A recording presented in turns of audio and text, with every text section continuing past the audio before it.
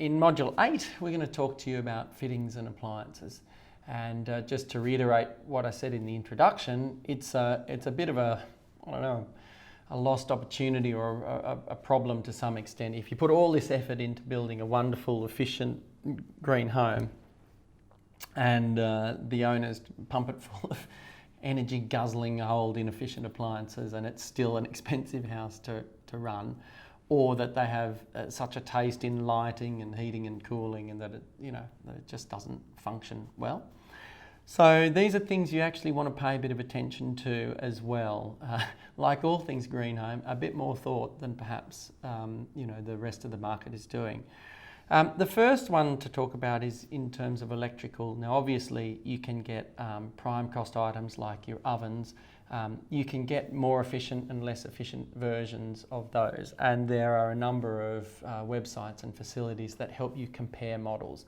I would imagine that if clients come to you wanting to build a green home, they probably have already got some thought about this, but you really want to be having a dialogue with them that says, listen, it's important that you've got 100 types of ovens out there.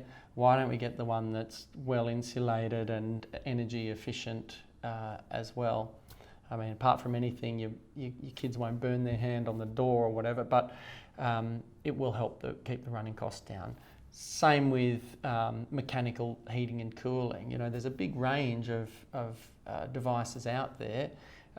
Some of the new heat pump, reverse cycle air conditioning units are extraordinarily efficient, and you pay a little bit more for them, but you just get a much lower running cost. And in the context of the overall build, those sorts of devices actually aren't that expensive. Like the marginal cost in getting a better one is not great in terms of the whole building. So, this is again going right back to the beginning, to that size and orientation and all that initial discussion. It's like, well, hang on, where are you best off spending your money here? And oftentimes when you ask that question at this end, we've kind of forgot about that, and it's like, oh crikey, we need curtains, we need air conditioning, heating, cooling, and at that point you just get whatever's left in the budget. Bit of a mistake to do that. You really want to be thinking about this up front.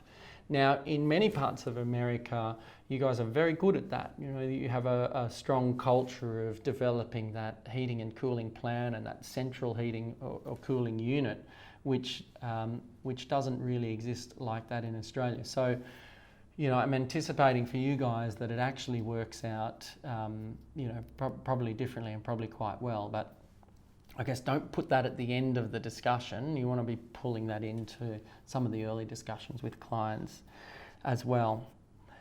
Lighting, if you possibly can, I think it's really good to work with lighting designers rather than just taking the advice from the electrician about what they did in the last house and the house before and the house before, and banging it in and a heap of downlights and whatever's trendy.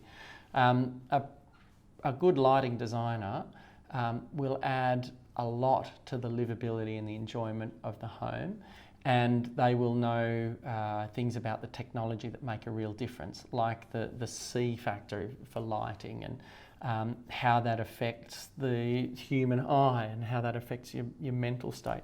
I mean, obviously we've designed a home to need as little lighting as possible during the day, but putting that extra bit of thought into what happens when you do have the lighting on makes a real difference to the home. And I guess it's part of that whole quality, livable experience. It might not be the most important thing in terms of, like I've said before, getting the orientation right, but it's probably one of the things that the visitors to the house notice and go, oh wow, that is really good, and there's your referral down the track. So get some help with that. The other thing, aside from energy, is of course the water use in a home, and like energy, the utility companies go to a lot of effort in being able to supply that client's home with energy and water, and they're connected into a grid to do that, and gas potentially too. So you really, I don't know, I sort of feel like the right thing to do is to use that judiciously and to its greatest effect, because it will save you money, and it also makes that resource available to other people who need that. So when it comes to water, it's important to make the most of the water you've got, and there are a whole heap of fittings and some labelling schemes and things out there, which we'll talk about, that help you select appliances that use as little water as possible. And usual story, same as everything, saves money, delivers a better result to the occupants, and saves the planet as well. So we'll talk a little bit about the water rating as well. But just to reiterate what I said there, the whole fittings and appliance discussion is a good one to at least preempt up front, and have that in the client's mind, that's very much part of your overall picture of what a green home is and how to build a successful one.